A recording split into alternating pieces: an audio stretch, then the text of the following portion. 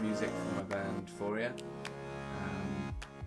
We're at Echo Zoo Studios in Eastbourne, and this is where we recorded, well, I say recorded, this is where we spent a lot of time mixing.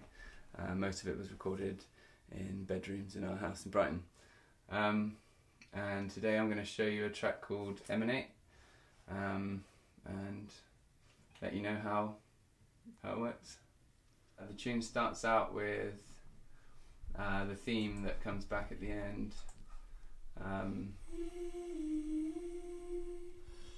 Just a cappella, nice way of setting up the melody, and it doesn't come back till the end.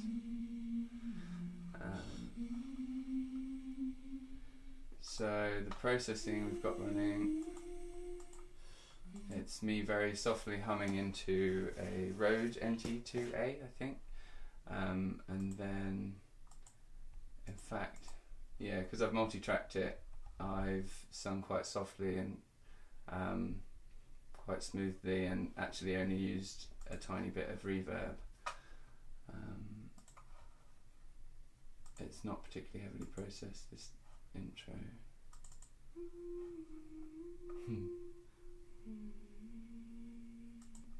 And then, yep, so that's a Lexicon large hall,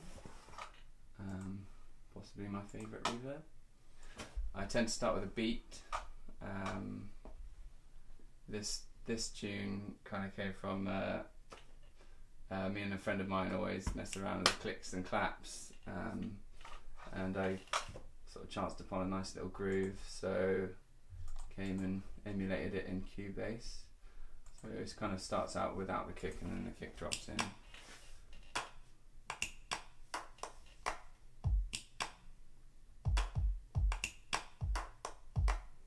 And that's the groove for the whole song. It's got slight variations here and there. It tends to be the kick dropping in and out that gives it, you know, motion. The kicks are both samples. This one's like a nice soft sample from a sample library I've got, and then to give it a bit more punch, I've got another clicky kick. So you've got that weight of the subby kick, and then the punch of the clicky one. I was trying to go for that sound of hitting yourself on the chest because we were sat jamming. Then these are live recorded claps.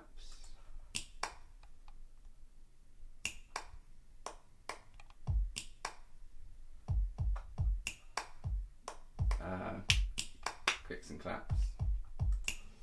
And these have run through a bit of EQ, some compression,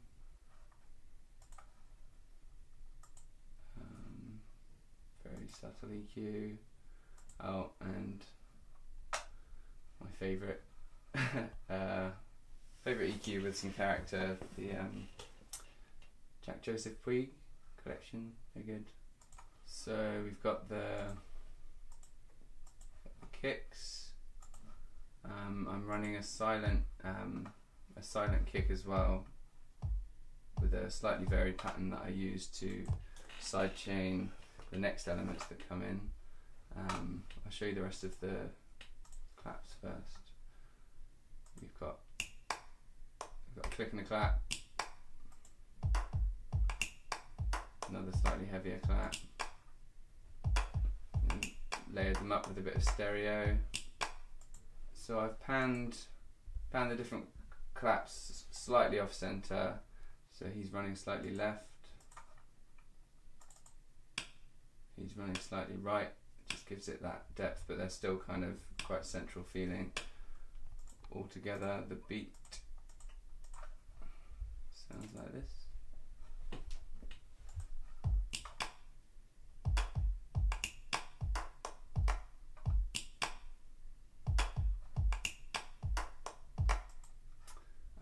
So after I had a nice beat going, I kind of felt around for some chords on piano, but I've heard simple piano songs a million times and wanted to go for something a lot more a cappella with this one. So I've got a 3-part harmony making the chords of the song, and these are just hummed into a microphone straight into my interface and then processed quite heavily. The first being the bass.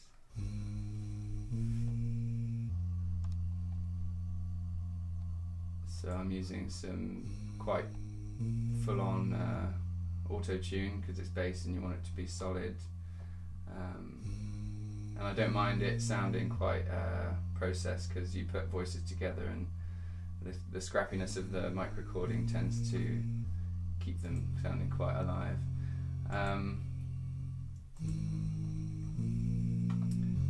They're given their kind of airy, raspy feel with the Jack Joseph Puig vocal plugin. And then knock some bass out of them to make sure they're not too rumbly because they're quite close on the mic.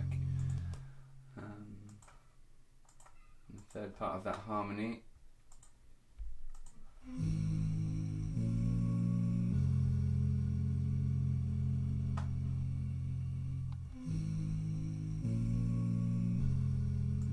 Get the beat back in.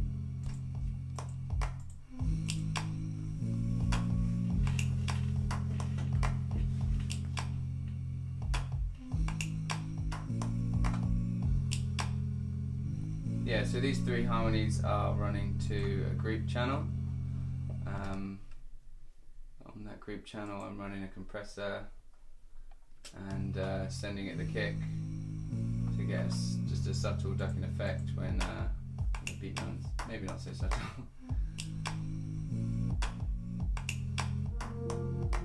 Just keeps it grooving with the beat.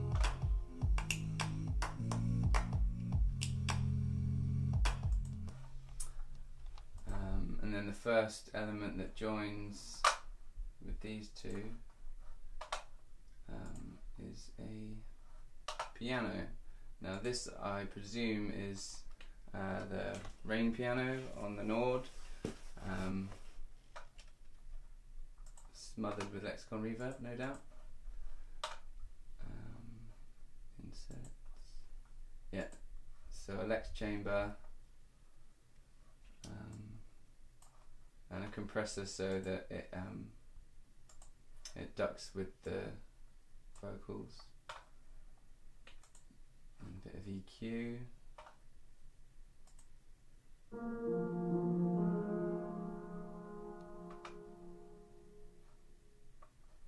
So with the sidechain compression on the keys and the vocals, they all kind of mush together into a groovy soup.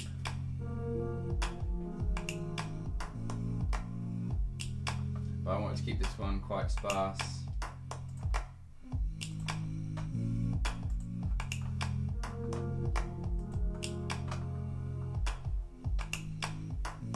Give the vocals center stage.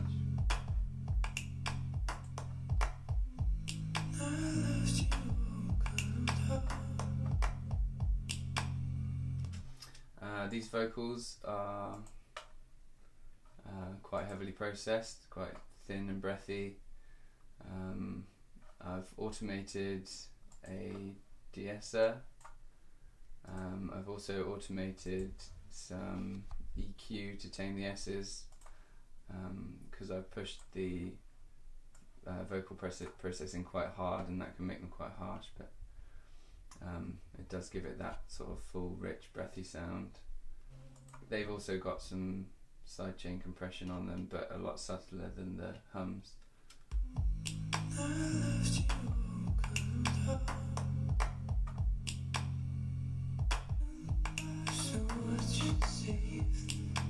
And then I've chopped up pieces of other takes, outtakes, and used them for a bit of sort of textural, rhythmic.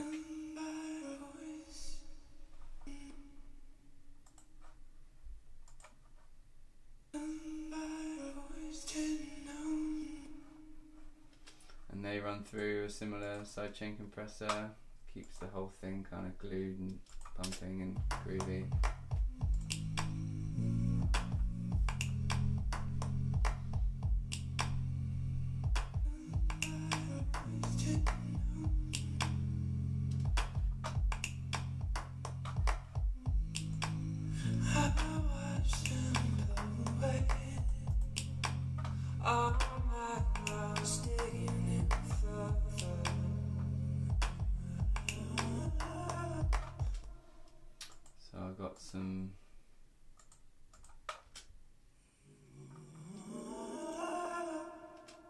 So I've got some quite heavily processed vocals here.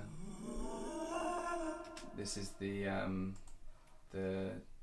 main line from the chorus, or chorus type thing, reversed and pitch shifted down just with the transpose function in Cubase. So what did sound like this sounds like this as an intro, and kind of leads you into the chorus, which sounds like this.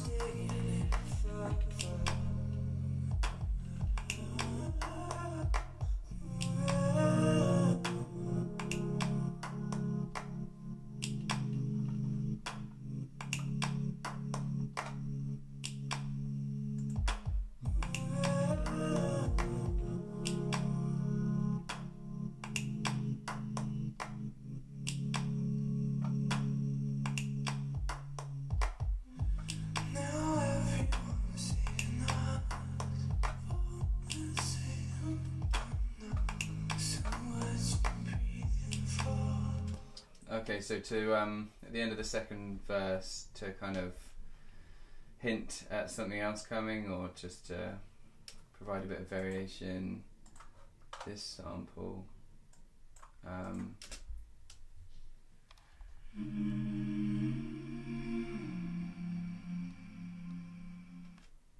is layered in with the previous harmonies. That's me singing through the harmonized function of a Voice Live pedal. I just happened to have it recorded mono because I was trying to remember something, and I stuck it in and tried it, and it sounded good.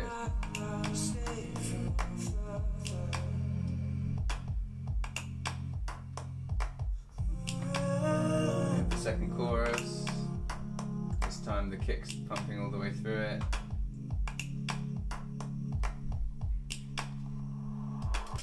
And then we drop the first bass line. There's been no proper subby bass for the whole song. It's been quite stripped back and a cappella.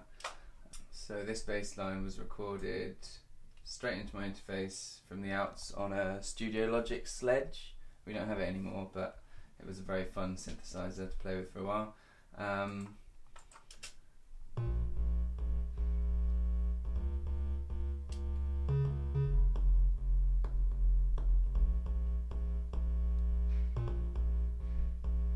So I had this nice popping sound at the start. It sounds quite messy on its own, but if you have those pops timed nicely and you're grooving against the beat when you play it, you get this pattern kind of interplaying with the kicks, which I really liked once it had happened.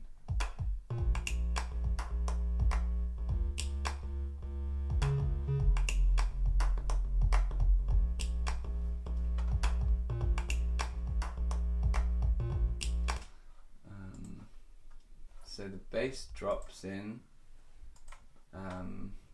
with a swell, a nice swell into it. It sounds to me like a tennis serve in reverse. And that helps kind of accentuate the drop of the bass.